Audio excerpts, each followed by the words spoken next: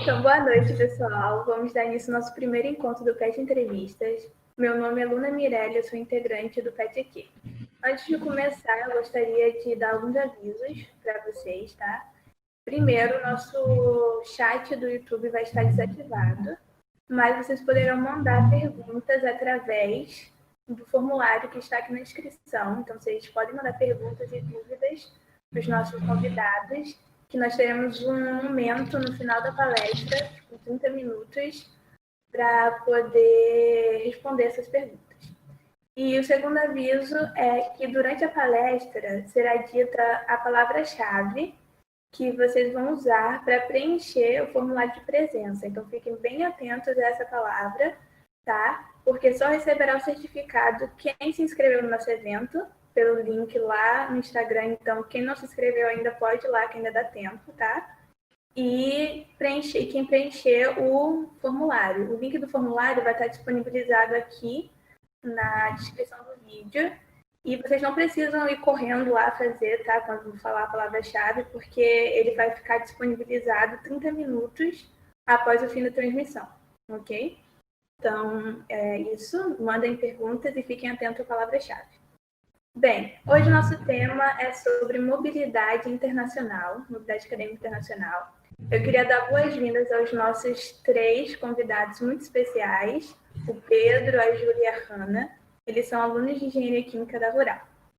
Antes de começar as perguntas, eu gostaria de pedir para vocês se apresentarem, falarem o nome de vocês, o país e a faculdade para a qual vocês fizeram a mobilidade e mais ou menos quanto tempo vocês ficaram fazendo a mobilidade. Pode começar, Pedro. Então, meu nome é Pedro Sampaio, não sou DJ, antes que tenha piadinha. E quanto ao meu período, eu não sei se eu estou no 10º, no 9º, né, devido a esse período que a gente está, mas vamos colocar que eu estou no 9º para não parecer que eu sou tão velho. Eu fiquei na Espanha ao todo 7 meses, na Universidade de Salamanca, e eu fui no início de setembro de 2018 e retornei no comecinho de março de 2019. Hanna, pode falar a sua. Meu nome é Hanna, eu vou me reservar no direito de não falar sobre o meu período.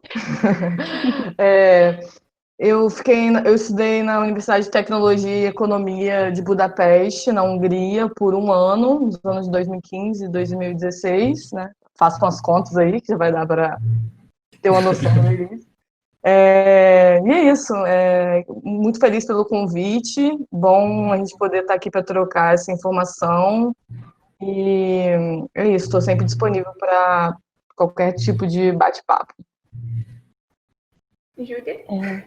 Meu nome é Júlia Viana, eu estou no 10º período, estou velha, gente. E eu fui para a Universidade de Coimbra, em Portugal. Eu fui em fevereiro desse ano e retornei agora no final de julho.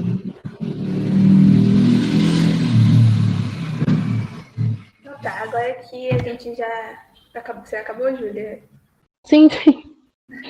Agora que a gente já conhece um pouco sobre nossos convidados, vamos dar início às perguntas em si, né? Então, a primeira pergunta que eu tenho que fazer para vocês é como e por onde vocês souberam da oportunidade de mobilidade acadêmica? Pedro, pode começar.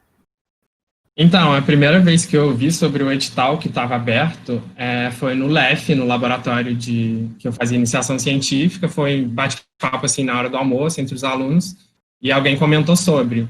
E como era o primeiro edital que a Corim estava lançando, eu realmente não tinha visto nada antes. Depois eu comecei a ver no diretório, nos grupos, e onde procurar sobre é exatamente onde eu falei, na página da Corim.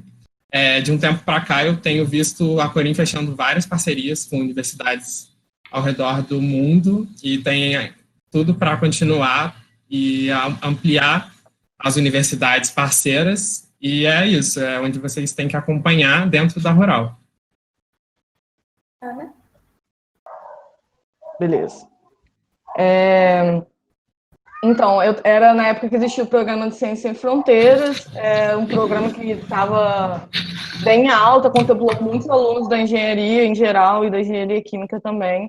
mas eu também ouvi a primeira vez através de uma palestra no início do período, assim, dessas juntos que tem apresentação de bicho, né? Calouro. E me falaram do Ciências Sem Fronteiras, então eu já comecei logo desde o início da faculdade focada nisso e consegui pegar a última chamada do programa. Não acabou completamente, ainda existem bolsas para pós-graduação, mas a graduação não é mais contemplado. Assim, então, acho que era outro momento. De repente, a experiência da Júlia e do Pedro é mais próximo do que vai estar acontecendo agora. Júlia, como foi essa experiência?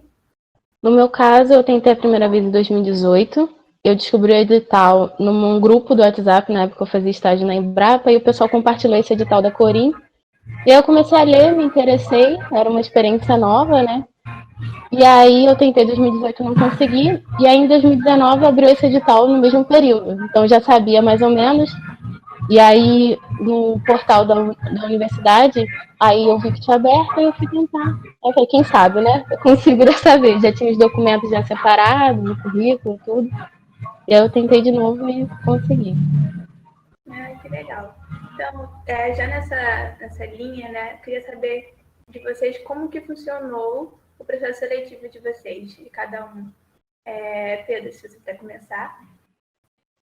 Então, da maneira que eu fui, né, como eu disse, foi pela Corim, que lançou um edital, e aí, a partir desse edital, você lia lá e você submetia a sua inscrição, né, e dentro disso tinha envio de documentação solicitado, histórico, certificado se você fez iniciação científica, se você tem um curso de línguas, se você fez alguma outra coisa dentro da Rural, diretório acadêmico, semana acadêmica, tudo conta, gente, tudo conta. Cada coisinha que você fizer é um pontinho que vai somar para você.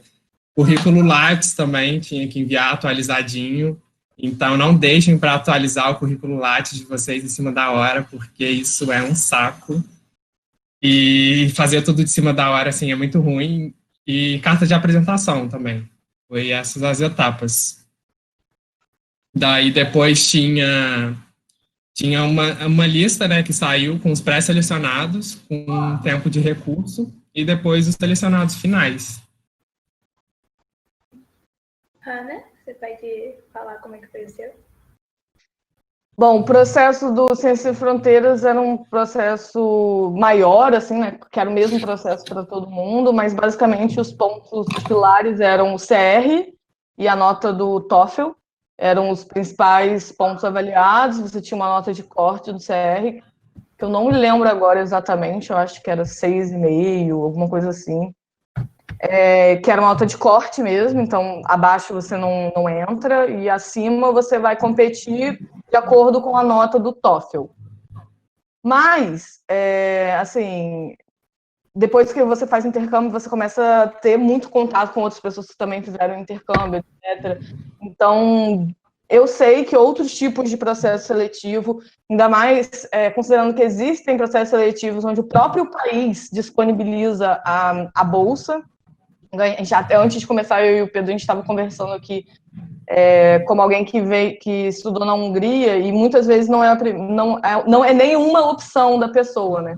Mas o que a gente não sabe é que muitas vezes esses outros países, que não são sempre a primeira opção, tanto no leste europeu ou em outros ambientes que normalmente a galera não pensa de primeira, mas são lugares que têm muitas oportunidades, que o próprio país abre oportunidades para receber gente de fora, para receber bolsa deles, para estudar integralmente de graça ou parcialmente. Então, e nesses lugares eu sei o quanto que é importante a carta de apresentação, você mostrar a sua motivação. Nem sempre o CR é tão limitante quanto foi na época, quanto foi para mim. Mas eu acho que hoje em dia, nos programas que a gente tem, é muito importante focar numa carta de apresentação legal e focar na sua motivação e claro, na língua, na proficiência da língua. Esses são os pontos mais importantes, eu acho, para você entrar num processo seletivo hoje. Sim, no meu caso, o edital era igual ao do Pedro. A única diferença é que eles expandiram para além do campus de Seropédica. Entrou Curitiba e Nova Iguaçu também. E aí era a mesma coisa, curriculares, a carta de apresentação, e o que a Hannah falou é muito importante, a Corim tem aberto vários editais, tem divulgado várias vagas em outras universidades, além desse edital Portugal e Espanha, outros lugares também bem interessantes, então são oportunidades muito boas. E é só para salientar também que é importante vocês que estão assistindo, que estão no começo da graduação, tipo, ver o que vai te levar ao intercâmbio, sabe? Dá uma olhada nos editais antigos, começa a construir o currículo de vocês, sabe? Antes, no começo mesmo, eu não, tipo, diretório, sabe? Vai me tirar tempo, num curso que já é difícil. Mas, gente, vale a pena se engajar dentro dessas oportunidades que outras universidades não têm, sabe? Então, é uma dica aí que eu dou para vocês que estão no começo aí. Dá uma olhada nos editais antigos e comecem a correr atrás. Sim, qualquer experiência é válida. Seja uma palestra, alguma coisa, um grupo de estudo, qualquer coisa é válida assim, nesse momento para ir enriquecendo o currículo, né? Sim.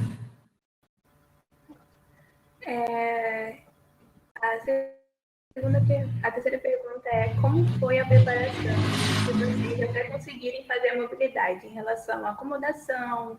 Tipo, vocês tiveram muita dificuldade em encontrar um lugar para ficar? Como é que foi a documentação, passaporte? Ana, você pode começar falando? Sim. Eu acho que a primeira preparação, que é até um pouco óbvia, é focar no estudo da língua. É muito importante que vocês se foquem nisso, que vocês tirem o tempo, ainda mais se vocês tiverem... Muita gente chega na graduação com inglês mais ou menos, porque eu tô falando inglês que é o que é mais comum, né? E foi a língua que apesar de eu ter ido para um país de língua oficial húngara, eu fui pela língua inglesa no programa.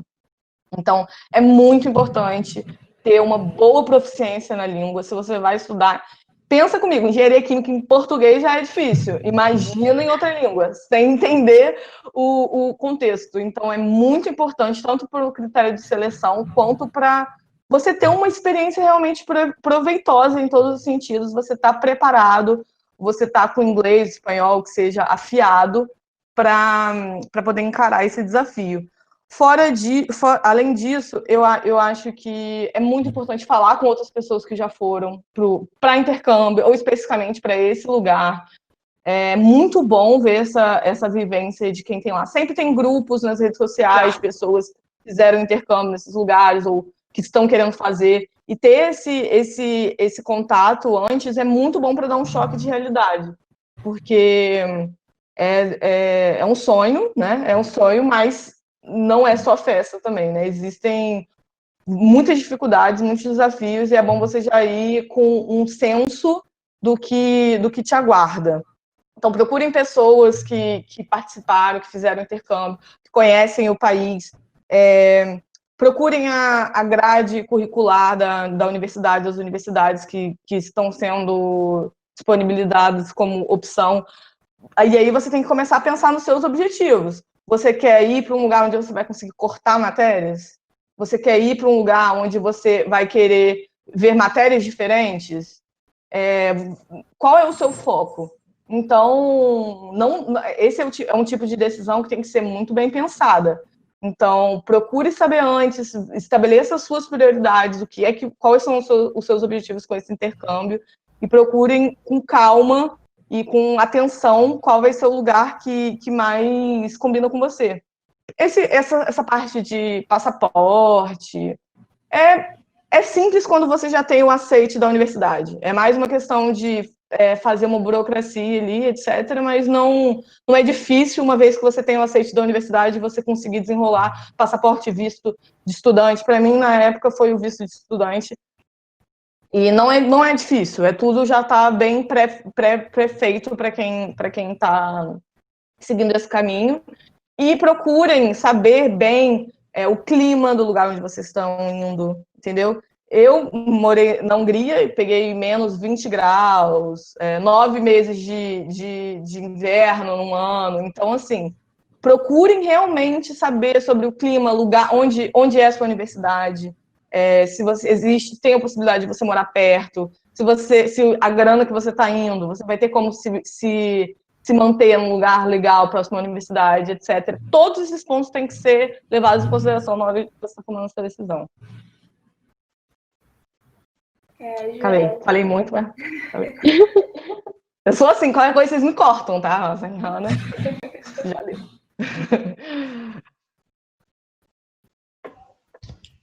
Júlia, você poderia falar com ela? Então, acho que a Hannah deu um resumo muito bom. É pesquisar o local. Não ir assim, de qualquer jeito, pesquisa antes a cidade. Quando eu soube da notícia, eu soube em maio, e eu saí em fevereiro desse ano, eu soube em maio do ano passado. Então, tive muitos meses na expectativa e tudo mais. E aí, como ela falou, depois da carta de aceite, primeira coisa, passaporte, tem um passaporte? Saiu a carta de aceite, corre atrás do visto.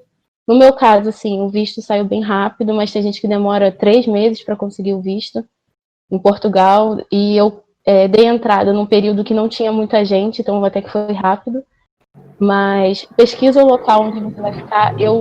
Quando eu soube, eu comecei a entrar em grupos no Facebook, brasileiros em Coimbra, grupos de estudantes também, porque aí vão trocando informações, perguntando para pessoas que foram. Eu conversei com muita gente que não foi necessariamente em Coimbra, mas foi para Portugal. Então me contou como é que era a experiência deles e tudo mais, isso é muito importante. Fora que a questão da acomodação. Eu comecei a ver, nesses grupos no Facebook, valores, para você ter uma noção do quanto você vai gastar, montar um orçamento. Eu fiz lista, assim, de endereço, de orçamento, mesmo que eu não fosse fechar naquela casa. Mas pelo menos para eu ter uma noção, me preparar quando eu chegar lá. Essa questão da língua, em Portugal eu não tive tanta dificuldade, porque lá eles falam português, apesar de ser um português bem diferente do nosso. Mas eu tive muito contato com estudantes estrangeiros, então me incentivou ainda mais a estudar mais inglês, procurar exercitar mais, porque é importante. Então, além das dicas que as colegas deram, muito importante, procurem brasileiros que já morem lá, porque eu ia com o Rodrigo, né, um aluno de Relações Internacionais, a gente passou junto para Salamanca. No começo foi um sofrimento, né? Passaram 3 para Salamanca e Salamanca só aceitava 2. Aí na primeira reunião foi aquela, meu Deus, quem será que vai ser cortado? Aí acabou que uma menina, aconteceu outras coisas na vida dela, que ela já estava esperando, e fomos eu e Rodrigo.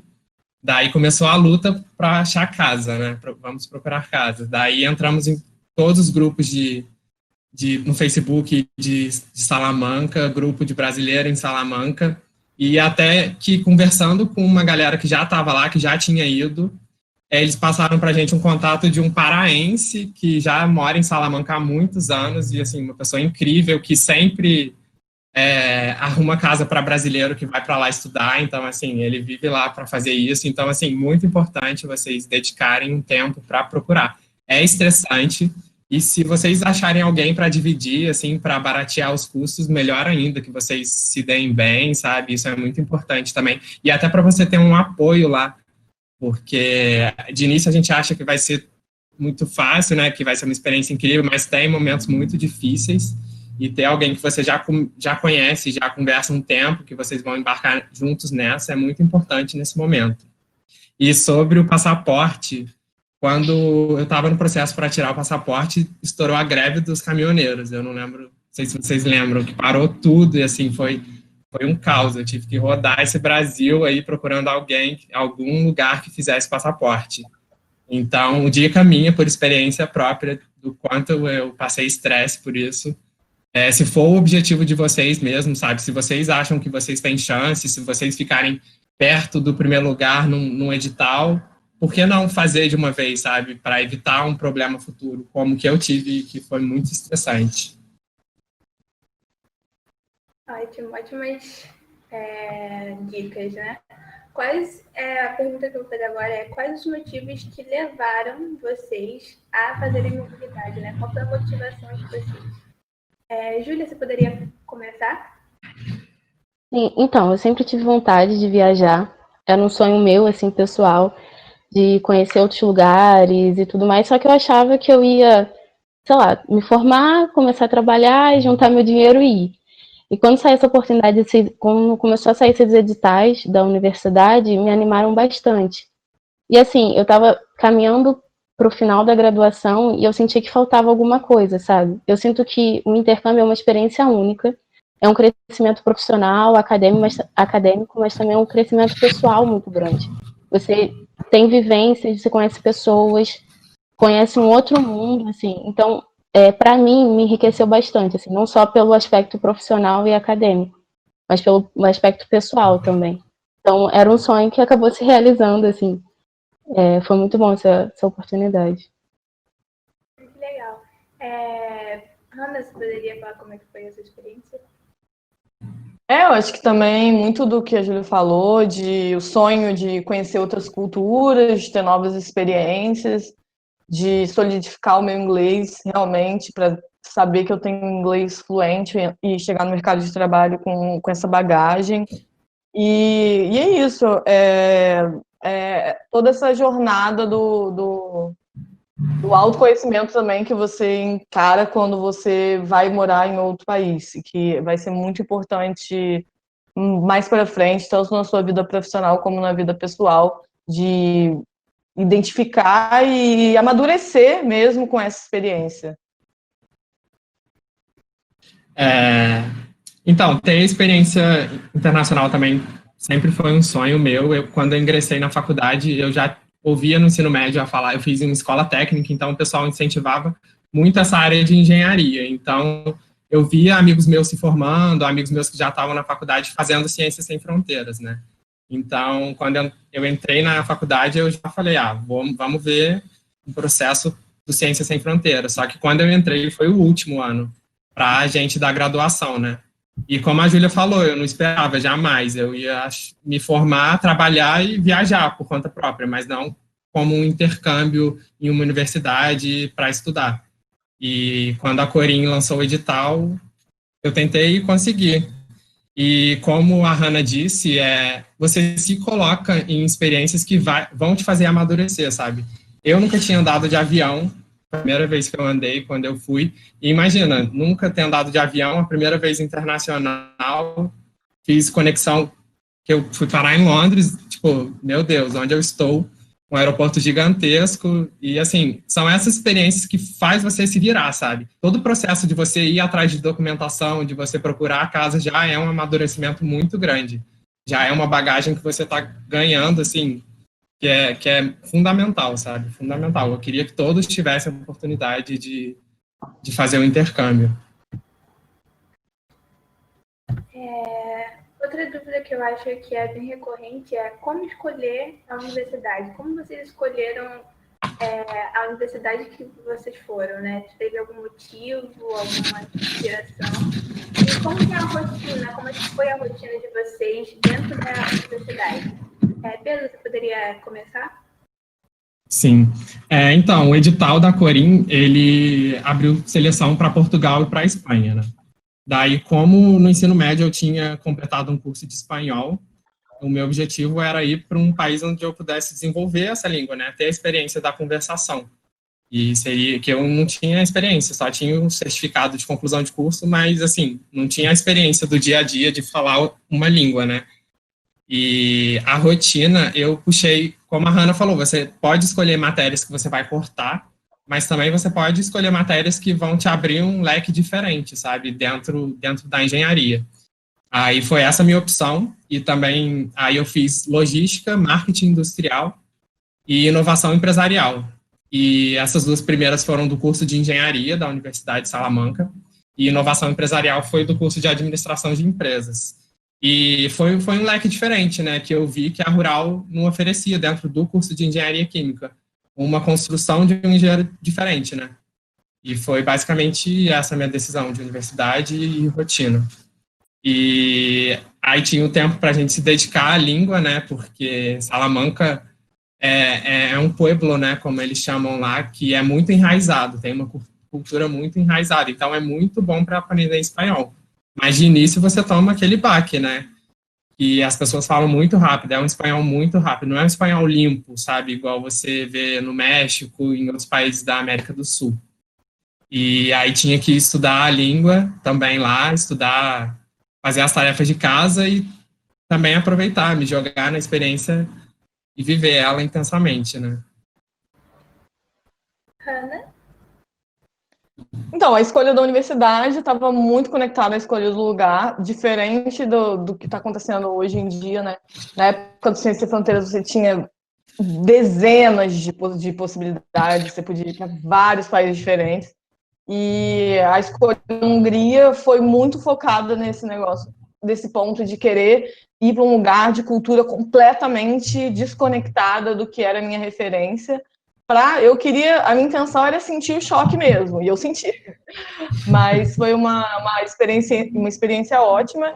E a universidade em si, na Hungria, você já não tinha tantas opções, né? Então eu foquei em estar na capital, porque, né, interior da Hungria, imagina, né? O negócio que seria complicado. Então eu procurei uma universidade que fosse na capital e eu procurei também saber qual era o foco do curso. O curso é um foco de engenharia química voltada mais para biotecnologia, e eu também fui com essa intenção de aprender sobre coisas diferentes, não com a intenção de cortar matérias. Eu cortei, acho que 4 matérias, até fiquei 1 ano, então eu fiz umas 15 matérias, né?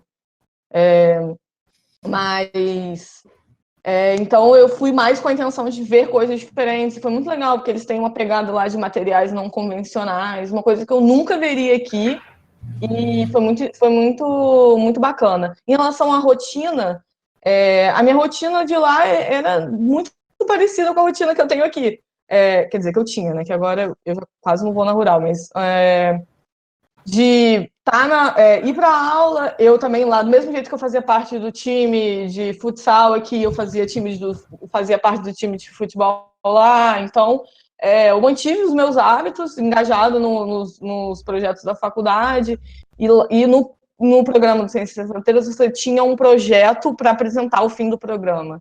Então eu fiz como se fosse uma iniciação científica ao longo da graduação, desses 2 períodos de graduação. Também fazia parte da minha rotina, ir no laboratório 3 vezes na semana, mais ou menos, para desenvolver minha pesquisa. Então, quando saiu o edital, eles colocam uma listagem das universidades, tanto da Espanha quanto de Portugal. E aí eu comecei a pesquisar, e eu queria fugir um pouco das principais, assim, das cidades principais, que era Porto e Lisboa. E eu descobri a Universidade de Coimbra, eu me apaixonei pela cidade. É uma cidade que mistura a questão da história, é uma cidade extremamente histórica. É pequena, pacata, bem meu estilo, assim, bem calma. Uma cidade basicamente de estudantes. E na pesquisa eu me apaixonei por lá.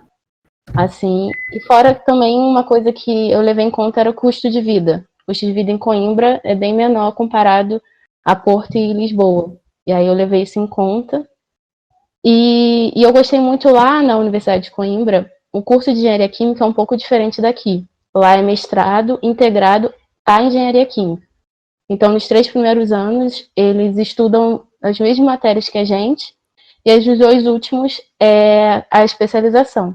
E aí, como eu estava terminando aqui na Rural, eu procurei, como eles falaram, matérias diferentes, coisas bem, assim, fora do que a gente aprende, justamente para compor a minha formação, né? Aí eu puxei energia e biocombustíveis, biomateriais, gestão e empreendedorismo e uma introdução a projeto de processos. E ali era um resumão de tudo que a gente aprende em engenharia química, num ponto de vista bem diferente do que a gente vê na Rural, e foi bem legal. Assim, uma surpresa para mim foi a matéria de gestão e empreendedorismo, porque lá a gente teve que criar uma empresa do zero, fazer um projeto do zero, foi assim, desafiador, mas foi muito bom, eu aprendi muito, assim, em vários aspectos, sair da minha zona de conforto, foi bem legal. E, bom, a questão da rotina, para mim foi um pouco diferente, porque eu estava há 1 mês lá e estourou a pandemia mundial, Portugal parou, fechou tudo, e aí eu fiquei em casa. Assim, a rotina era a mesma quando tivesse aula, mas as aulas eram online. Eu tinha aula de manhã, na parte de 9 a 1, e aí na parte da tarde os professores começaram a mandar muito material para a gente ler, para compor, né, o tempo, para preencher o nosso tempo. E aí eu comecei a ler bastante o material deles e também inventando, né, em casa. Exercício físico, eu aventurava na cozinha, para poder preencher esse tempo vago que eu fiquei lá. Mas foi muito bom porque é uma experiência diferente. Fiquei mais em casa, passei 2 meses e meio em casa. Mas eu aprendi bastante, saí.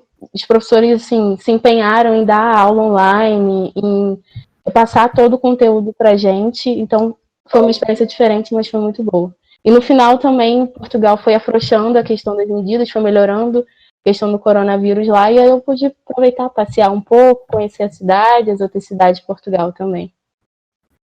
Eu sei que vocês já falaram um pouco sobre a questão do idioma e que tem que se preparar, né, para os desafios que você vai enfrentar com o idioma, mas eu queria saber se, mesmo vocês tendo um conhecimento prévio sobre o idioma, lá vocês sentiram alguma dificuldade para se adaptar, tanto na faculdade, nas aulas, como no dia a dia mesmo, na sua rotina. Sentiram essa dificuldade? Júlia, você pode começar? Então, apesar de Portugal falar o mesmo idioma, né, o português, é um português bem diferente. Quando eu cheguei lá, eu achei que era outra língua. Eu não entendia o que eles falavam. Eu pedia para repetir o tempo todo, até me adaptar, fora que a cultura é bem diferente. Os portugueses são mais sérios, são mais diretos, eu tive que me adaptar a isso. Eu acho que é o maior desafio, assim, se adaptar à rotina deles. E a questão de transporte também, da cidade e tudo mais. Mas fora isso, eu não tive tanta dificuldade por conta da língua, que era muito parecida. Assim, só com alguns estudantes estrangeiros que a gente teve contato, e aí me incentivava ainda mais para forçar, para falar o inglês e tudo mais. Mas fora isso, não teve tanta dificuldade. Pedro, você pode falar como é que foi? Então, como dito anteriormente, eu tive um pouco de dificuldade no começo, justamente por Salamanca ter essa cultura enraizada e ser uma cidade que você vê muita gente da terceira idade, então não é igual Madrid, que era uma coisa, até a própria globalização fazia com que fosse um espanhol mais limpo, né, que você entendesse. Mas sim, frequentando as aulas no início, né, que as minhas aulas eram mais teóricas, e era bem complicado, o professor falava muito rápido, mas depois de um tempo você acostumava seu ouvido e já fluía natural, sabe? Mas de início foi bem complicado. E eles tinham muitas gírias na cidade, quando você conversava com alguém que era nativo, e aí você tem que ir se adaptando, né? Eu senti muita dificuldade com a barreira da língua.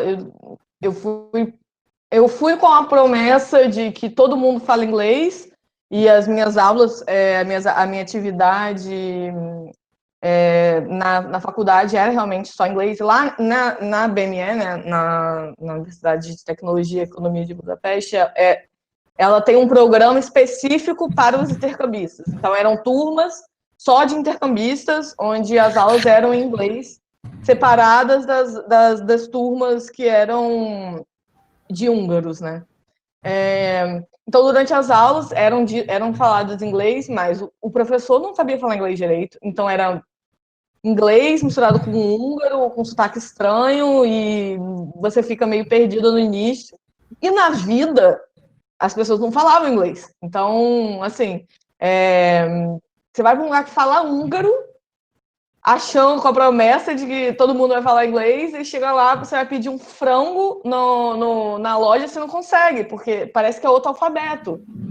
Tem C cedilha no K. E você fica assim, que isso? Como que eu pronuncio isso? Acho que minha boca não permite que eu pronuncie essa palavra. E é muito complicado, porque você fica realmente perdido e nem sempre tem boa vontade de ajudar. Então, assim, ter o inglês, se você não sabe húngaro, que provavelmente ter o inglês é essencial, mas nem sempre as pessoas vão saber falar húngaro, ainda mais se vão saber falar inglês, ainda mais se as pessoas forem mais velhas. Gente, minha gata tá tocando terror. Se as pessoas forem mais velhas, a chance delas não falarem inglês é maior ainda. Então, assim, a barreira da língua é muito difícil, você tem que ir aberto para saber que você vai ter que gesticular, se você for para um país de língua tão diferente quanto o meu, né?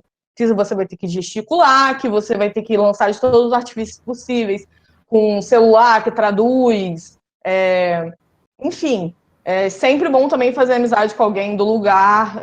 Eu tinha uma grande amiga minha que era húngara e estava sempre comigo, então isso me ajudava muito, porque muitas vezes o desafio é muito grande mesmo, é complicado.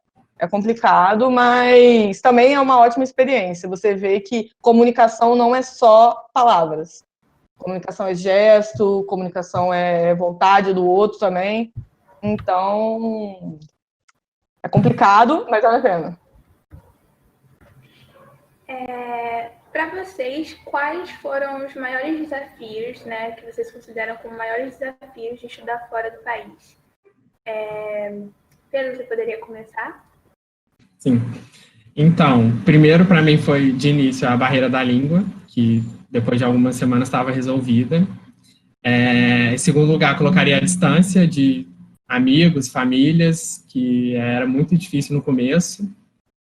Foi uma adaptação, tive que contar muito e conheci pessoas incríveis, incríveis. Você tem que se apoiar muito na galera que está ali, sabe? E assim, brasileiro vai ter em qualquer lugar. Você pode esperar que você vai encontrar brasileiro e também, em terceiro lugar, o fato do pessoal dos espanhóis de Salamanca não serem muito receptivos. Era um povo muito sério, sabe? Muito direto, e às vezes até perguntava assim, informação na rua, se eles não entendessem uma palavra que vocês falavam, não te respondia, sabe? Te respondia de forma grossa, então foram essas as minhas dificuldades. Teve um dia que foi até engraçado, eu estava andando, né, depois da aula com uma colega que era de engenharia química lá em Salamanca, daí conversando na hora de se despedir dela, sem querer eu dei um beijinho, sabe, brasileiro, né, cumprimentando os outros, se despedindo. Aí eu lembro que na hora ela ficou estática, assim, meu Deus, o que está acontecendo?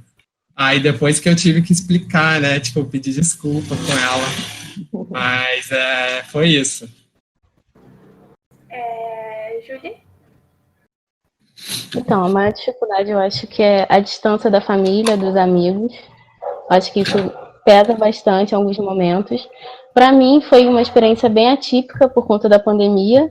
Então, assim, quando estourou a pandemia, eu cogitei até voltar para o Brasil, porque as aulas presenciais tinham sido canceladas e aí eu fiquei naquela coisa, ficar tendo aula à distância em casa ou voltar para o Brasil mas, assim, permaneci lá, fechei o ciclo e foi muito bom. Assim, mas a dificuldade maior é essa. Mas eu tive a sorte de conhecer pessoas muito legais, formar uma família lá e um apoia o outro. Isso é muito bom quando você chega lá. Como ele disse, encontra brasileiro em todo lugar. Qualquer esquina de Portugal, de Coimbra, eu encontrava um brasileiro. Até na universidade mesmo, no departamento, tinha muitos brasileiros. Eles ajudavam e tiravam as dúvidas, questão de exames e tudo mais. E isso é muito bom, assim, um apoiando o outro. Quando está longe, os amigos se tornam a sua família e é a quem você se apoia, sabe? E isso me ajudou muito lá. Assim, tanto nesse momento que eu fiquei em casa, esses 2 meses em casa, tudo mais, isso é muito importante. Fora isso também, a questão de se adaptar um pouco à didática, à metodologia lá de ensino, no início eu fiquei meio perdida, depois a gente vai se encontrando, mas eu acho que essas são as principais, assim. Eu concordo com o que eles falaram. Eu acho que família, saudade da família, chega um momento que aperta, é difícil. E para mim, essa questão de estar num lugar onde você não consegue se comunicar 100% com a pessoa, com a maior parte da população, causa uma barreira a mais para você se sentir parte, né? Porque você já está num país que é completamente diferente e você literalmente não consegue se comunicar, muitas vezes, se a pessoa não falava inglês. Então, essa parte do pertencimento é muito complicado e é difícil de criar. Na Hungria, assim como o Pedro falou de Salamanca, as pessoas são muito fechadas e eu sofri ataques xenofóbicos, eu ouvi coisas horríveis. Então, assim, qualquer país que você tiver, você não vai estar no Brasil. Então, assim, as pessoas às vezes não têm a noção da dimensão do que é essa dificuldade de você estar em outro país. Nunca você vai se sentir, por mais confortável que o país seja, você nunca vai se sentir parte como você se sente parte do Brasil. Então, encarar isso no dia a dia, muitas vezes, pode ser bem difícil. Agora eu vou perguntar sobre como vocês conseguiram se manter durante o período. Na questão financeira, porque muitas pessoas têm o pensamento tipo, vou fazer mobilidade, mas eu não tenho dinheiro, vai ser muito caro, não vou conseguir, sabe? E pegando também um gancho no que vocês acabaram falando como um desafio, né? A questão emocional. Como que vocês lidaram com essa distância dos amigos, distância da família? Pedro, você poderia começar? Então, no meu caso, a Bolsa da Corim fornecia um valor inicial, né, que cobria grande parte dos gastos, mas quando a gente está lá, a gente quer passear também, né, então, de início, foi uma euforia na minha família, minha mãe já levantou uma rifa entre as amigas dela e começou a vender rifa, e vaquinha na família também, começou todo mundo me ajudar, e na época eu era bolsista pela FAPERJ, então, a partir do momento que eu soube que eu iria para o intercâmbio, todo o dinheiro, até a época de eu ir, que a minha bolsa acabou um mês depois que eu já tinha ido, foi destinado para o intercâmbio. E eu também baixei 2 aplicativos de controle de dinheiro. Tinha um que era com meu dinheiro em real, tinha outro que era com dinheiro em euro. E era assim, eu comprava uma bala, eu entrava no aplicativo e diminuía lá. Comprei uma bala. Eu tinha totalmente noção do quanto eu tinha na minha mão, sabe? Para eu não passar dificuldade. Porque cotação é uma coisa, assim, absurda. Um dia você acorda e tá lá em cima, outro dia, quando você vê que tá abaixo, você já tem um aplicativo, né, que você gera um boleto, que já consegue transferir o dinheiro na hora, do real para o euro. Então, era acompanhar bastante isso, sabe?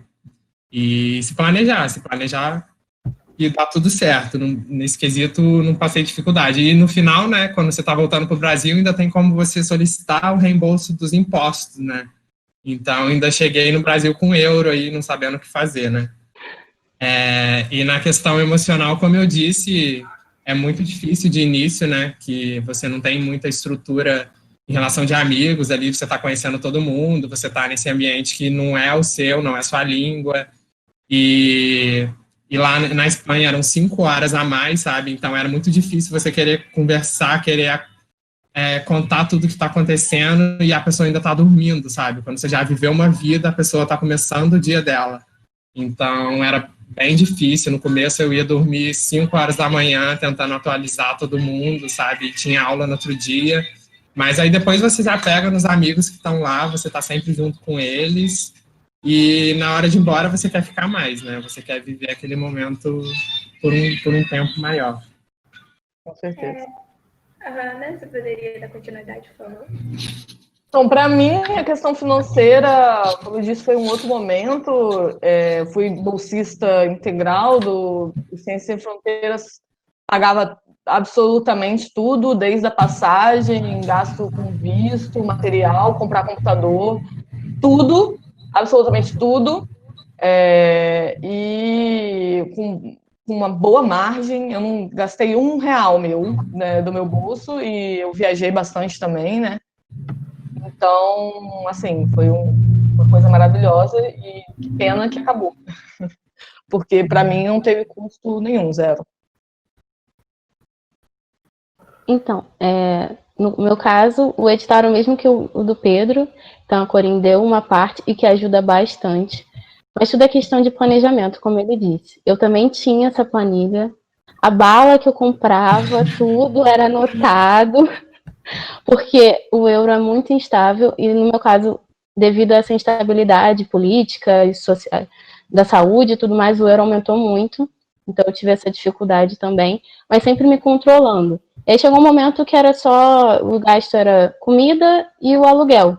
Então reduziu, pude juntar para depois viajar, mas eu fui controlando. E antes também, eu era bolsista do PET, então juntei a bolsa do PET, visto, passaporte, tudo eu usava a bolsa do PET para guardar esse dinheiro da Corim para poder usar lá.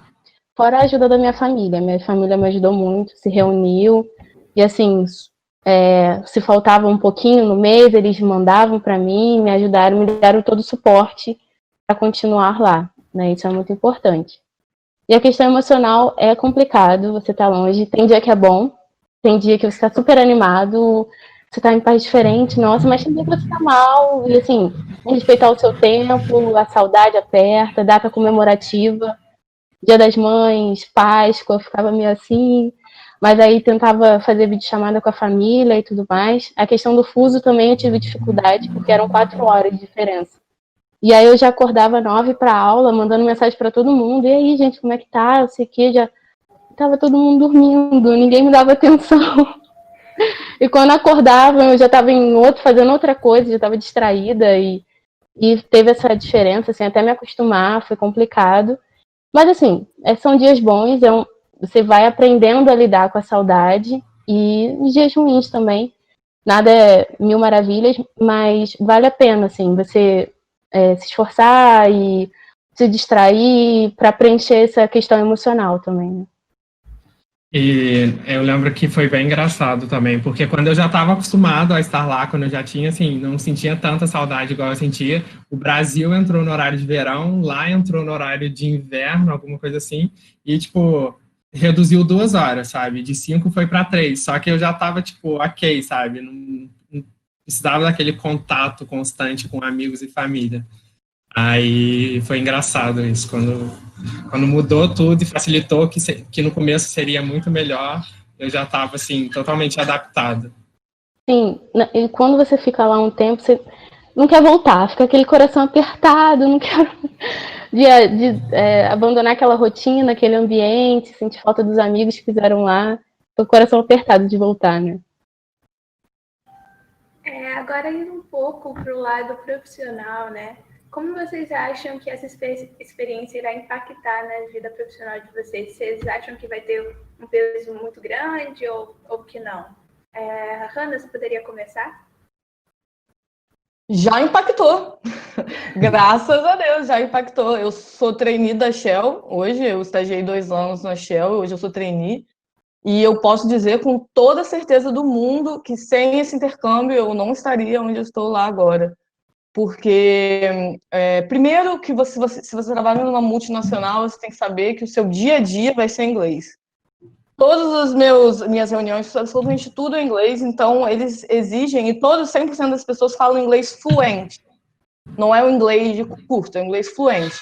Então, assim, eu acredito que só a experiência internacional te dá o verdadeiro inglês fluente, que você fala como se fosse até a sua primeira língua. Então, nesse sentido, eu sei que se eu não tivesse esse inglês fluente, eu não teria nem passado na primeira fase do estágio há 3 anos atrás, quando eu fiz o processo seletivo de estágio para a Shell. E hoje, estando nesse ambiente, há um tempinho já, eu vejo que a grande maioria das pessoas teve experiência internacional, todo mundo fala inglês fluente, e a maioria fala até outras línguas, e essa questão, eles estão buscando muito isso, entendeu? E não só o inglês, mas como toda a cadeia de respostas que gera você morar fora. Você desenvolver sua resiliência, você saber lidar com culturas completamente diferentes. Na Shell é assim, eu acredito que na maioria das multinacionais também sejam. Tem muita gente de fora, de todos os lugares. Você está o tempo inteiro conversando com outras unidades da Shell. Então, foi muito importante. E eu sei que eles procuram isso, eles sempre expõem isso, que eles procuram as pessoas que tiveram esse tipo de experiência, que já vem com essa bagagem de saber lidar com as diferenças, de saber lidar com esses desafios. Então, assim, eu posso dizer com toda certeza que a experiência de intercâmbio impacta muito na sua vida profissional. E agora estendendo não só para a experiência de intercâmbio, mas todas essas atividades de extensão que a gente vê, participar do grupo PET, diretório, núcleo, agora não é só mais núcleo, né? Na minha época só existia núcleo, mas hoje tem várias empresas júnior. Eu participei de tudo, e eu sei que isso foi também definitivo para você começar a se entender. Quando você entra na faculdade, você está muito cru. Então, o que você tem ali é uma referência muito vazia do que é engenharia química, do que é ser um profissional de engenharia química. E quando você começa a ter esse tipo de experiência, você começa a entender onde é o seu lugar dentro da engenharia química, é muito vasta. Então, quando você começa a se envolver, você começa a enxergar para qual lado você quer ir, você começa a enxergar em você quais são os seus pontos positivos, quais são as suas fraquezas. E isso é essencial na hora que você vai se posicionar no mercado, porque empresa nenhuma está indo atrás de estagiário por causa do background técnico. Se eles precisassem de uma pessoa muito técnica, eles vão atrás, vão abrir uma vaga específica para uma pessoa que seja técnica. Quando eles abrem uma vaga de estágio, e aqui eu estou falando de vaga séria de estágio, que tem um plano de desenvolvimento para o aluno, não aquela empresa que quer pegar a mão de obra barata do estagiário e deixa para lá, entendeu? Estou falando das empresas que realmente têm um plano de desenvolvimento. E essas empresas, elas não estão ali focadas no seu background técnico. Elas querem saber do seu comportamento, elas querem saber como você resolve problemas, como você lida com outras pessoas, como você se comunica. E você só vai conseguir fazer essas coisas direito quando você entender em você quais são os seus pontos fortes, onde você tem que melhorar. E essas experiências, enquanto você está na universidade, que vão começar a te dar os primeiros instrumentos para você saber para que lado ir, onde focar e saber se vender também, entendeu? Porque todo mundo, quem não fez ainda, vai entrar nessa jornada de processo seletivo e é uma disputa de quem sabe se vender. E para você saber se vender, você tem que se conhecer, você tem que saber seus pontos fortes.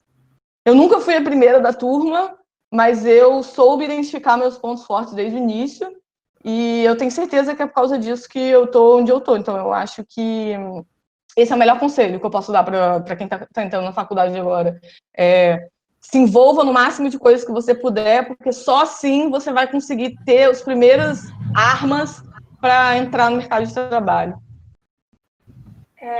Antes de passar para a Júlia, já que a Hannah falou um pouco sobre conselhos, né? Para adicionar essa pergunta, que conselho você daria para quem quer fazer mobilidade acadêmica também? Essas duas perguntas. Júlia, pode ir. Então, acho que a Hannah resumiu bastante tudo. Assim, eu retornei agora, então estou naquela fase de adaptar, retornei ao Brasil e tudo mais, comecei a procurar estágio, mas principalmente na vida profissional é crucial o seu conhecimento, você se conhecer. Eu acho que essa experiência me possibilitou isso, conhecer os meus limites, conhecer minhas habilidades, até onde eu vou, e lidar com inseguranças também, porque lá você está sozinho, então lidar com insegurança. Então, tudo isso é muito importante na vida profissional. E eu quero carregar isso para esses próximos passos que eu tornei agora que eu vou ter. E uma dica para quem vai para o intercâmbio, é isso? Que travou aqui. O conselho que você daria para quem quer fazer a mobilidade, né? Já que a Hannah tocou nesse assunto. Sim, se programe, se organize, não é impossível. Eu achava que eu nunca ia conseguir ter essa oportunidade, que era um sonho distante, mas é possível. E pesquise a universidade, os locais, as cidades, se programe, se organize, porque é possível sim. Eu nunca imaginei e hoje eu estou aqui contando essa experiência. Então, essa é a dica para as pessoas que vão tentar. Se organizar, pesquisar e sonhem, gente. Nada é impossível. Bom, a Hannah usou a palavra que eu até anotei aqui antes, né? Resiliência, gente. No mercado de trabalho você vai ter que ser resiliente. Você vai ter que ser resiliente e no intercâmbio você aprende muito isso com diversas situações. E já impactou na minha vida, porque ano passado, assim que eu voltei do intercâmbio, eu participei do processo seletivo da Ambev e entrei dentro da área da logística, que foi uma matéria que eu fiz no intercâmbio, que eu não veria na rural. Então, hoje eu não estou mais, mas durante o estágio Eu já sabia noções de FIFO, de FEFO, coisas que eu pude ver no intercâmbio, sabe? Que abriu o meu leque como engenheiro. E justamente o que a Hannah falou, sabe? Essa experiência permite você se conhecer como engenheiro, sabe? Se você tende à pesquisa, tende à parte mais prática, mais técnica, sabe? Então, com certeza, essa experiência já impactou na minha vida. Agora falando a última pergunta, né? Sim, depois a gente vai partir para as perguntas do pessoal. Qual a diferença que vocês veem entre o ensino brasileiro, né, as faculdades aqui no Brasil, e o ensino no exterior? Vocês tiveram bastante troca de experiências com os outros alunos, com outros intercambistas? Como é que foi isso? Pedro, você poderia começar? Então, depois do meu intercâmbio, eu aprendi a valorizar muito a educação no Brasil, a educação pública de qualidade no Brasil. A gente está dentro de excelentes universidades, a gente está em contato com excelentes professores que vai conseguir transmitir. De verdade, eu sinto que o que a gente estuda na Rural não chega perto do que da carga de estudo das outras universidades lá fora, e isso também conversando com amigos que fizeram intercâmbio na França, em Portugal, na Inglaterra. Então, acho que o maior ponto que eu tirei de tudo isso foi valorizar a educação pública no Brasil, porque realmente a gente está em contato com excelentes profissionais, e lá essa parte de iniciação científica e semana acadêmica e diretório era uma coisa muito burocrática, muito voltada, essa parte de iniciação científica, para alunos de mestrado e doutorado. Uma vez eu até cheguei a perguntar com um brasileiro que morava no Pará, só que fez a graduação inteira em Salamanca, e ele falou que nunca tinha feito uma iniciação científica, que justamente por ser através de um edital e ser muito concorrido, e lá na Rural não, tem vezes que a gente chega, bate na sala de um professor, mostra interesse em uma iniciação científica, em algum projeto, em tocar alguma coisa, e é super bem recepcionado, sabe? Os professores abraçam vocês. Então, não tô falando que é ruim, mas em comparação ao Brasil, foi essa a visão que eu tive, e até conversando com outros amigos também que realizaram mobilidade. Hannah? Eu concordo plenamente com o Pedro. Eu acho que quando a gente sai, a gente tem noção de quão longe a gente vai na graduação, entendeu? Porque lá fora a graduação é muito mais rasa. A nossa graduação é muito mais completa. Então, assim, tenham isso em mente, de que a gente vai muito mais longe. O nosso entendimento aqui das matérias chaves da engenharia química é muito mais profundo do que eu vi lá na Hungria. Mas eu acho que é difícil dizer melhor ou pior, porque eu acho que a gente tem essas vantagens, mas eu acho que a gente tem algumas desvantagens muito relevantes, que são... lá eles tratam de tecnologias novas dentro da graduação. Aqui a gente vê os mesmos métodos arcaicos há milhares de anos. E lá, uma coisa que acabou de sair no mercado, você pode estudar dentro da faculdade. Então, você está próximo das tecnologias mais novas, assim, de cara, dentro da universidade. E isso é muito legal. E outra coisa, eu acho que é o método de ensino. Eles lá, pelo menos na Hungria, né, falando pela BME, aqui 99% das vezes é prova. Lá é um conjunto de vários tipos de atividades, seminários e atividades práticas, e atividades teóricas, em grupo, sozinho. E eu acho que a gente carece disso muito na Rural. Não acho que no ensino brasileiro num todo, né? Nisso eu acho que lá fora foi muito melhor em como eles avaliam a gente. Não é só através de uma prova, é através de todo um contexto que acabam desenvolvendo outras habilidades que não apenas as técnicas. Vão ser muito produtivas lá na frente, porque profissional nenhum é só a bagagem técnica.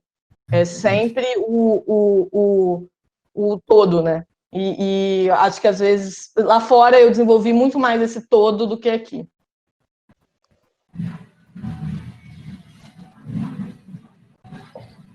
Eu acho que o Pedro resumiu bastante, assim, eu sempre defendi o ensino superior, a pesquisa no Brasil, e estando lá eu pude ver que, modéstia à parte, nós formamos profissionais muito bons, assim, nós temos professores muito bons, conteúdo muito bom, nós não perdemos, perdemos alguns aspectos, mas como pessoas, como profissionais, não perdemos, sabe? Essa questão do acesso à pesquisa, iniciação científica é real e me assustei.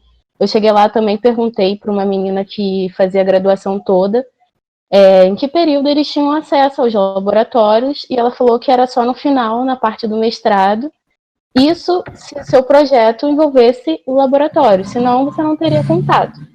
E aí eu fiquei assustada, porque desde o primeiro período a gente é incentivado a procurar o professor, procurar projetos, a questão do manuseio no laboratório, eu fiz uma aula prática, e aí eu vi a diferença das pessoas lá com medo de pegar as coisas, e era uma matéria do mestrado. Então eu senti essa diferença, e depois de sair de lá valorizo mais ainda o ensino superior, porque nós fazemos muito com muito pouco, com falta de investimento, falta de estrutura, e modéstia à parte, assim, nós sobressaímos, né? Fora isso também foi o que a Hannah falou, eu tive acesso a essa matéria de gestão e empreendedorismo e foi bem diferente. Eu vi que eles valorizam muito a questão do negócio, do empreendedorismo. Nessa matéria de biomateriais, a última aula era sobre um novo material que eles tinham criado no laboratório, e aí formaram uma empresa entre alunos e professores, e eles fizeram uma palestra e mostrando pra gente.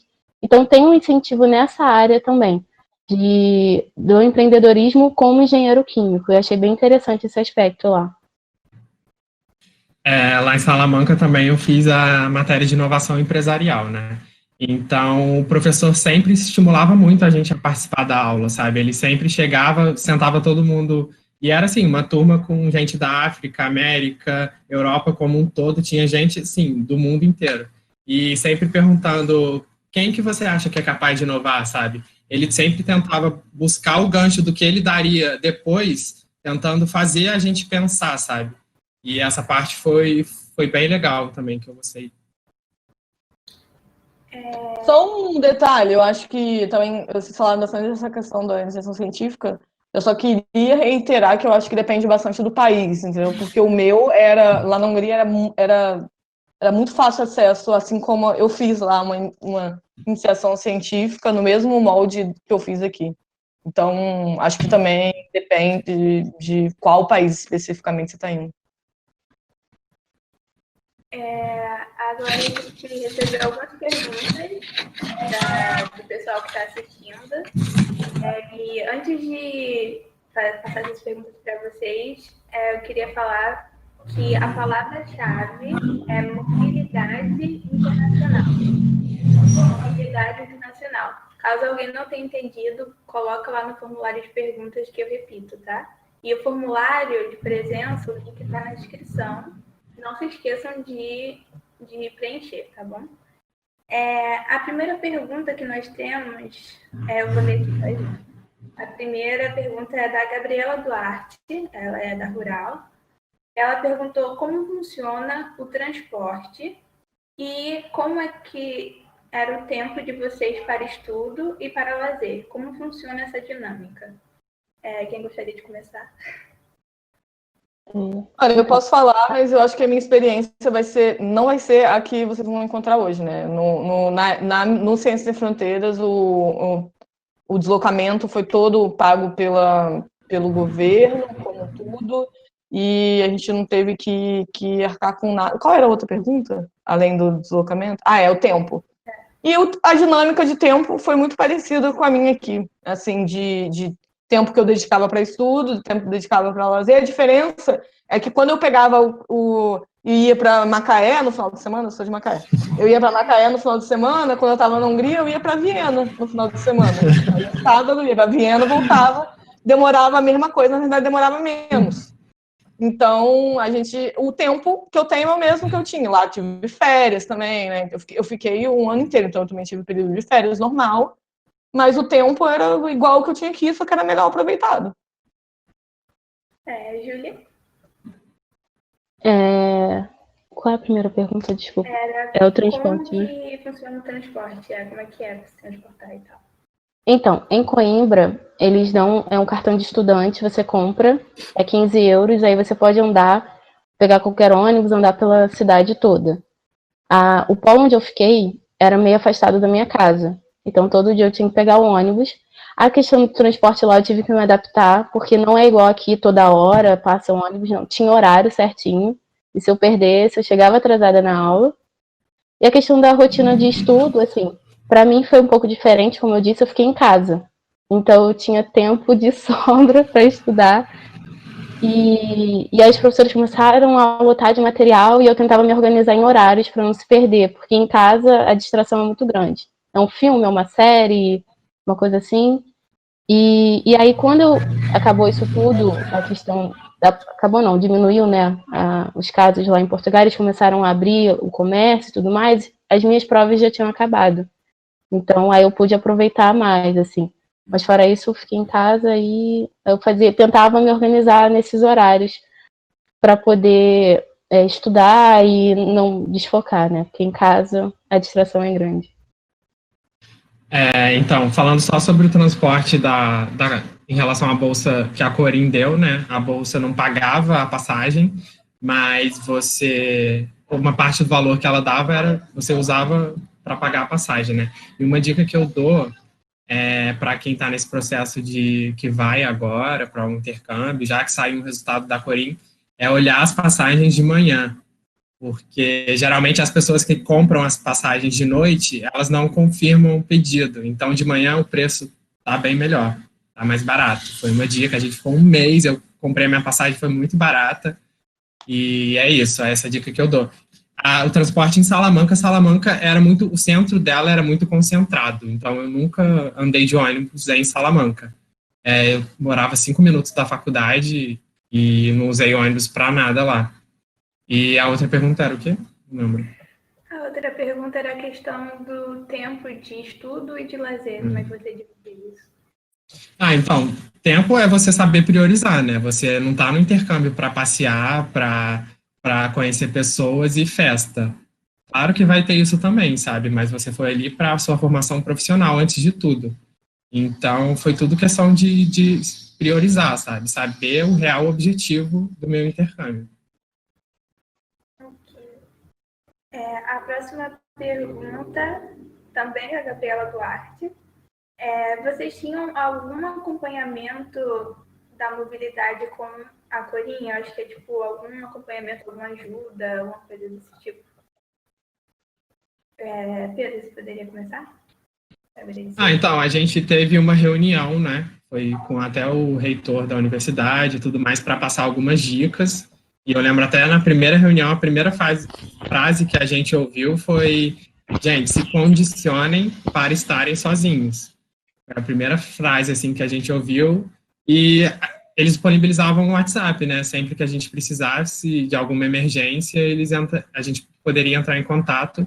E também via e-mail, a gente sempre estava trocando e-mail. Quando chegou lá, mandou e-mail, eles pediram para mandar e-mail quando chegasse e tudo mais. Hanna? No caso, você não foi a Corim, né?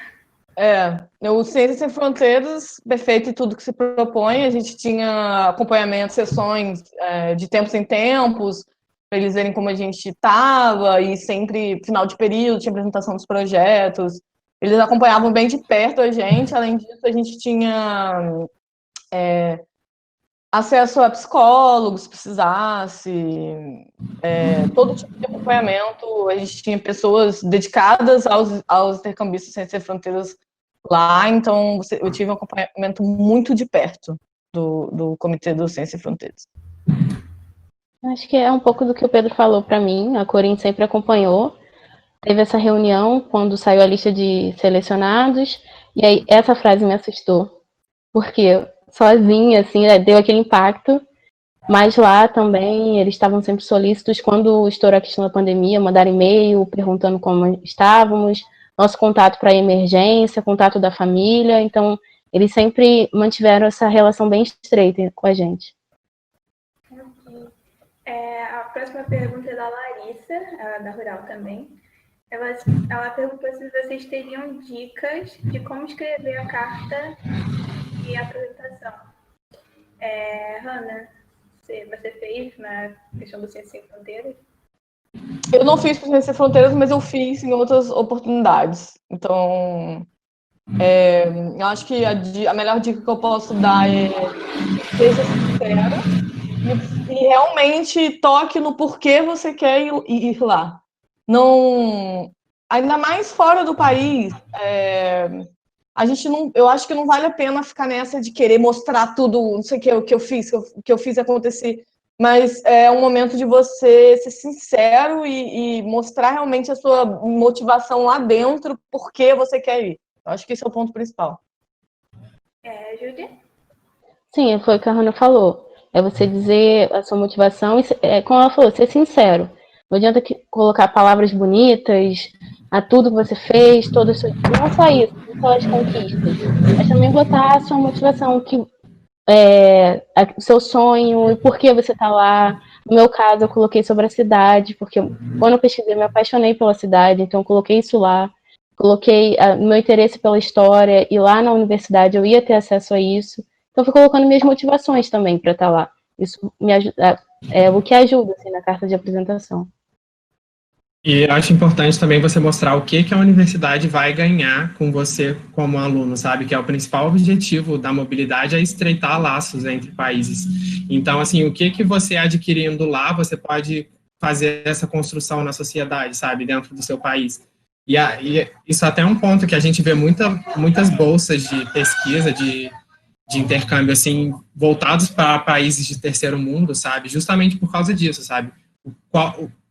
O que você vai tirar dessa experiência que você vai poder construir no seu país, sabe? Eu acho isso muito importante, você destacar o que a universidade tem a ganhar te tendo como intercambista lá, né? Gente, repetindo novamente, a palavra-chave é mobilidade internacional. E o link do formulário está na descrição do vídeo. Desse vídeo mesmo, aqui embaixo, tem um link para vocês preencherem o formulário. A palavra-chave é mobilidade internacional. Nós temos mais 3 perguntas, né? O Rodrigo perguntou sobre a questão do turismo. Vocês tiveram muita oportunidade de turistar? Se sim, alguma ocasião especial que gostariam de compartilhar com a gente? Pedro? Nossa, primeiro eu. Melhor pergunta. Sim. Então, como eu disse, eu me preparei bem antes, sabe? Com movimentação na família e amigos, todo mundo me ajudou um pouquinho. Minha mãe vendendo rifa para as amigas dela. E consegui viajar bastante. Conheci 13 países, até para o Marrocos eu fui, aleatório, né? Mas eu acho que essa experiência no Marrocos foi, assim, um choque de cultura, assim, gigantesco que eu tive. Dormir no deserto do Saara, sabe? Quando que eu ia imaginar que eu ia viver isso na minha vida? Eu acho que essa. Tem bastante história, mas eu tenho que lembrar agora. Pego de surpresa. Júlia, você tem alguma experiência?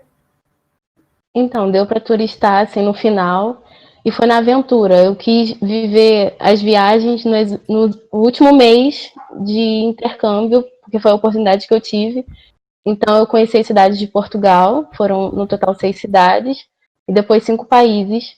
E eu fiz 5 países em 9 dias. Então, era naquela correria, pegar ônibus de madrugada, dormir na estação de trem, assim, na aventura, mas é uma experiência muito bacana. Eu acho que uma das mais marcantes, assim, é chegar na Alemanha. Eu fui eu mais 2 amigas, e aí chegou lá, nós saímos da Bélgica e fui para uma cidade chamada Colônia, na Alemanha. E aí o ônibus deixava a gente no aeroporto de Colônia e chegou lá as placas em alemão. Eu fiquei, meu Deus, desesperada. O aeroporto onde deixaram a gente estava vazio. E a gente, como vai comprar passagem de trem, onde é o trem? E depois descobrimos, aí subia dessa escada e indo atrás e olhando as placas, e aí coloca no Google para saber o que era. Então, assim, foi um perrengue assim, bem chato. Mas depois deu tudo certo, o Google ajuda bastante, gente. O Google Tradutor tá aí para isso. E aí conseguimos pegar o trem e chegar na cidade. Chegando na cidade também, o Google Maps mandando em várias rotas, a gente cansada. atrás do hostel e vai para uma rua e vai para outra, até chegar. Mas Google, gente, é a dica. Ajuda sempre. A Júlia falou, eu também lembrei, né? Tipo, eu fiz 12 países em 31 dias. Vocês imaginem a loucura que foi. Foi uma loucura. E teve uma história que foi até antes disso, que eu e o Rodrigo, que foi comigo, que é da Rural também, a gente, naquilo de vamos baratear a viagem, né? A gente foi pegar ônibus para viajar para Porto, para Lisboa, em uma outra cidade, que chamava Valladolid, uma cidade na Espanha. E a gente ia dormir na estação de ônibus, né, para esperar o ônibus sair de Lisboa de manhã cedinho para justamente baratear a viagem. E o que a gente não sabia, eles fechavam a rodoviária de noite, aí a gente teve que ir para a rua, tava um frio, assim, muito frio, e aconteceu de tudo nesse dia. Um bêbado correu atrás da gente na rua, nos expulsaram de uma lanchonete de madrugada. E assim, a gente achava que ia chegar, sentar no banco e esperar o ônibus de manhã, mas aconteceu tudo naquela noite. E é isso, se planejem. Esse negócio de bêbado, eu também fugi de um, eu e minhas amigas. A gente ficou parada assim para ver se ele saía. E aí ele falando umas palavras estranhas, era francês misturado com inglês. Isso foi na Bélgica, assusta, né? Assusta. Cara, você teve alguma experiência assim como os meninos? Muitas experiências, ao contrário do que foi com eles, né? Que eles tiveram um tempo mais restrito, parece, tiveram que fazer vários países de uma vez. Eu tive muito tempo, então eu não fiz nenhuma viagem assim, tipo, correndo, assim, né? Eu fiz tudo com mais calma e acho que eu conheci mais de 20 países. Eu fiz essa viagem do Pedro do deserto do Saara. Foi incrível, realmente está no top. Mas acima dessa, eu ainda coloco a minha viagem para a Tailândia, que foi realmente a viagem mais incrível que eu poderia ter, a experiência mais louca de cultura. É muito engraçado como eles são tão diferentes e tão parecidos dos brasileiros.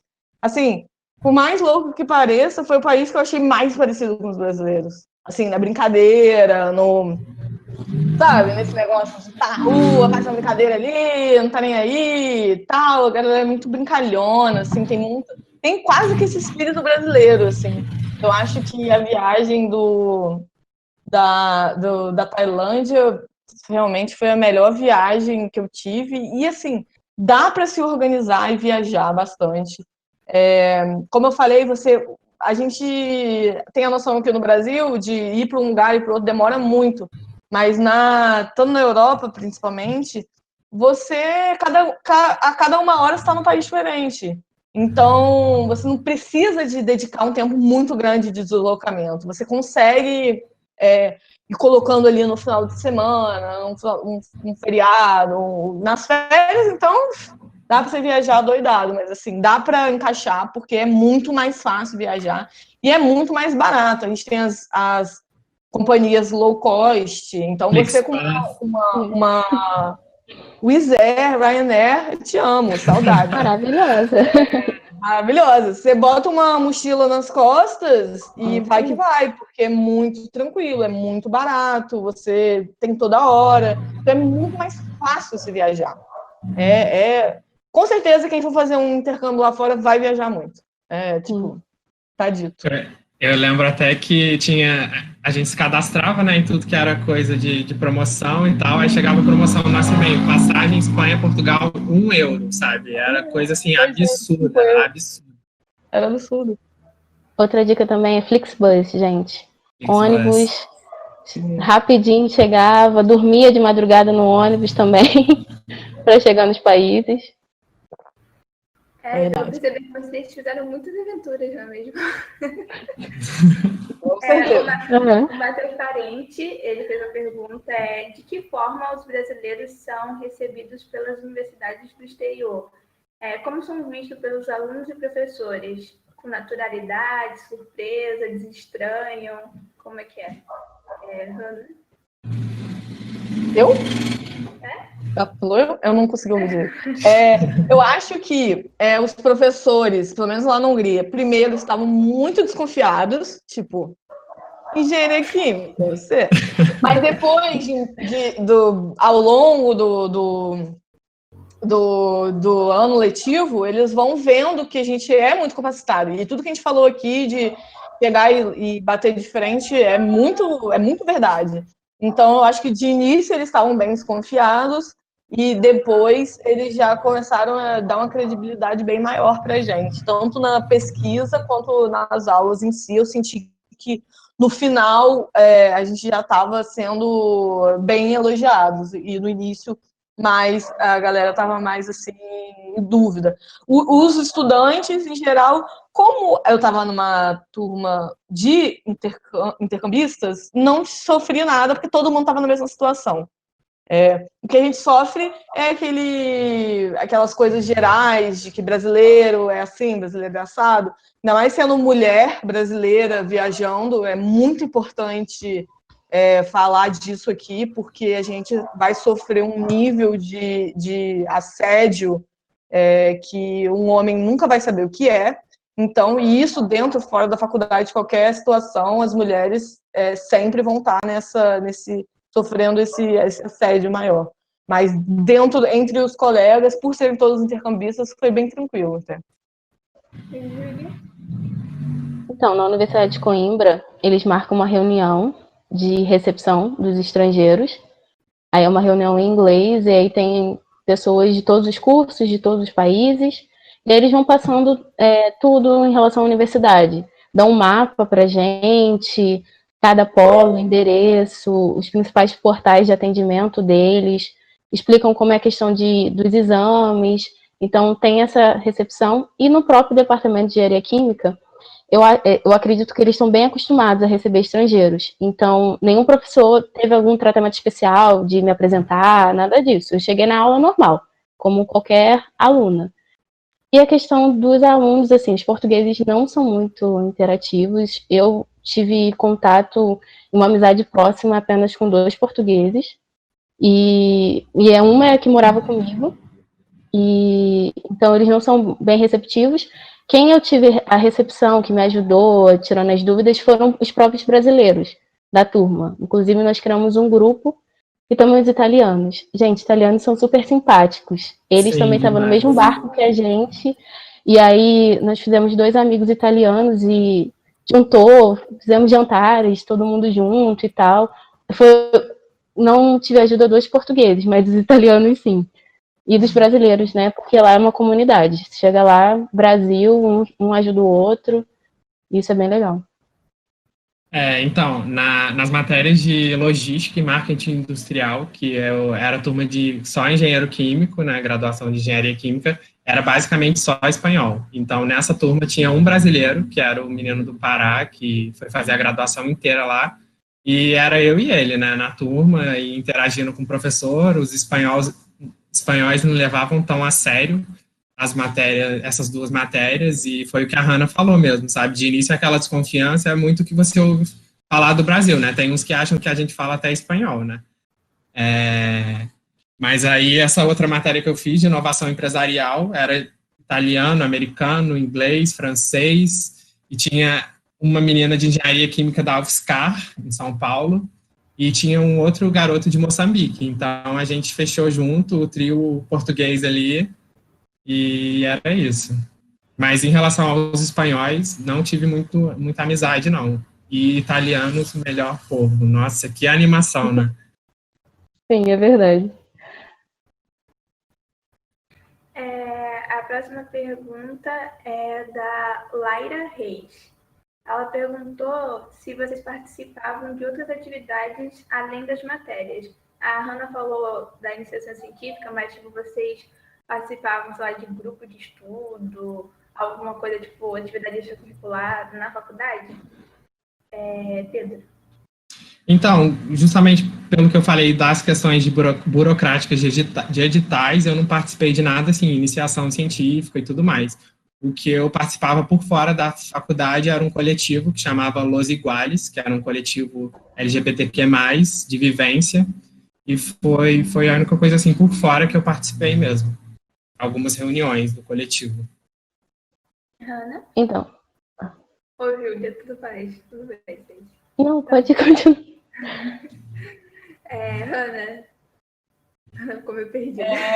Então, eu acho que não tem mais nada além do que eu já falei. Eu fiz iniciação científica, que era um requerimento de Ciências Sem Fronteiras também, e participava dos esportes, mas além disso, foi isso. E já tomava bastante do meu tempo. Então, para mim, eu não tive tanto contato com o departamento, porque um mês depois ficou as aulas online, então eu não pude participar de nada envolvendo a universidade. E também porque fecharam tudo, né? Começaram a reabrir, já estava no período de férias. Aí eu não tive essa oportunidade de participar. Mas o grupo de estudos são os próprios alunos mesmo, a gente fazia, estudava junto. E agora, para fechar, uma pergunta do Jansen, do professor Jansen, né, o tutor aqui do PET. Ele perguntou se vocês sabem falar como é o mercado de trabalho para o engenheiro químico nesses países ao qual vocês fizeram mobilidade. Ana? Bom, eu acho que é bem diferente do que a gente tem aqui no Brasil, porque aqui no Brasil o grande foco do engenheiro químico é a indústria do petróleo, talvez esteja puxando sardinha, mas eu acho que é a grande parte, e lá a gente não tem essa indústria, então lá é bem voltado mais para a biotecnologia. A engenharia química, ela anda de mãos dadas com a biotecnologia na Hungria. É um mercado, não é assim o melhor lugar do mundo para você ser um engenheiro químico, mas também não é o pior lugar do mundo. Tem oportunidades,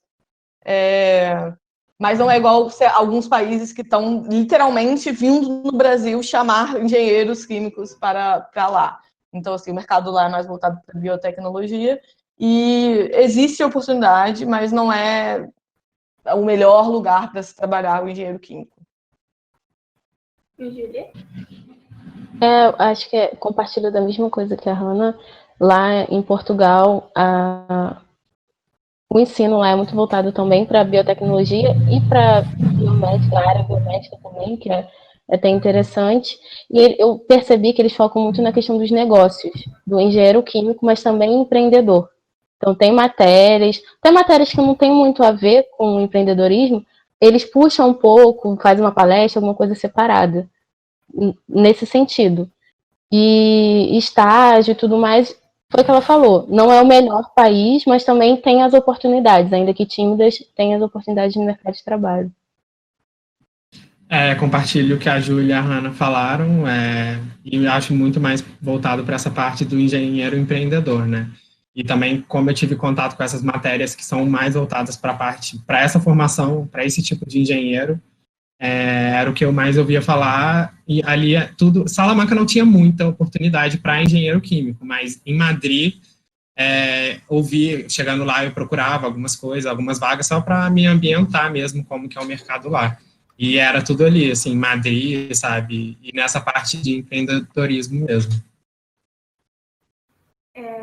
Gente, eu queria muito agradecer a todos vocês por terem aceitado o nosso convite, sério. Agradecer a você, Pedro, Hannah e Júlia, por todos os conhecimentos que vocês e dicas que vocês colocaram aqui.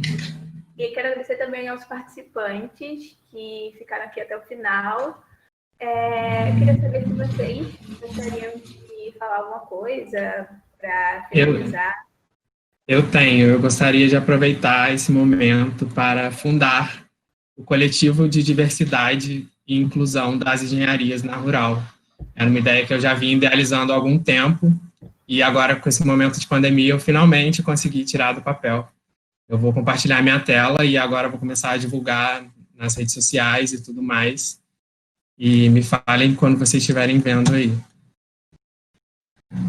Estão vendo? Conseguem ver? Ainda não. Não? Agora sim. É isso, gente. Coletivo Alan Turing, coletivo de diversidade e inclusão das engenharias. Tenho muito orgulho de estar conseguindo colocar esse projeto fora do papel. Tem um grupo já que está me ajudando com essa primeira gestão, piloto, e a gente busca essa construção coletiva e a gente hoje em dia está vendo, né, o quanto é importante discutir temas como esse dentro das engenharias, sabe? Temas também voltados para a formação social do engenheiro. a gente tem que abordar mais temas como esse dentro da engenharia. E é isso, gostaria de fundar agora, neste momento. Boa, parabéns. Muito legal. Muito obrigado. Parabéns, Pedro. Muito obrigado, muito obrigado. Parabéns, Pedro. Muito obrigado, professor. Já vou estar compartilhando nos grupos aí e tudo mais. A gente vai lá apoiar o projeto do Pedro, que é muito legal, tá?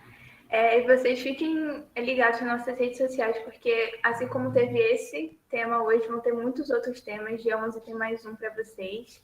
E eu vou repetir a palavra-chave, que é mobilidade internacional. Mobilidade internacional. Então, eu acho que é isso. Muito obrigada a todos pela participação. E eu acho que é isso. Boa noite, gente. Eu queria só terminar aqui agradecendo aos participantes. A Júlia já saiu aqui. Foi extremamente enriquecedor. Vocês deram um show e muito obrigado pelo carinho aí, tá? A Júlia Obrigada. tá aqui. Obrigado. Eu agradeço muito. O PET fez parte da minha carreira acadêmica. Tenho um carinho muito especial pelo PET. Então, muito obrigada pela oportunidade. Obrigada e boa sorte aí nas próximas sessões. Espero que seja tão legal quanto essa. Pelo menos eu achei legal. Sim, foi muito divertido, gente. Muito obrigado pelo convite. Só, novamente, palavra-chave, mobilidade internacional. Então, acho que é isso. Bom. Pode falar alguma coisa? Vamos fazer um print, todo mundo. Vamos, sim. A foto do ano moderno, né? Agora Foi preciso. Sim.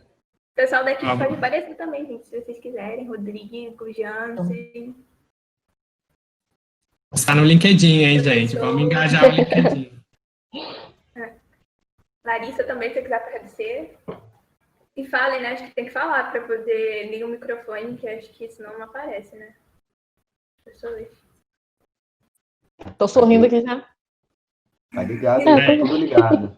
Alguém vai tirar A quem? professora Carolina aqui. Vou bater. Deixa eu ver aqui rapidinho. Oi? Foi? Acho que foi. Beleza. Parabéns, pessoal. Vocês mandam pra gente botar lá na página. Isso aí. Parabéns. Tchau.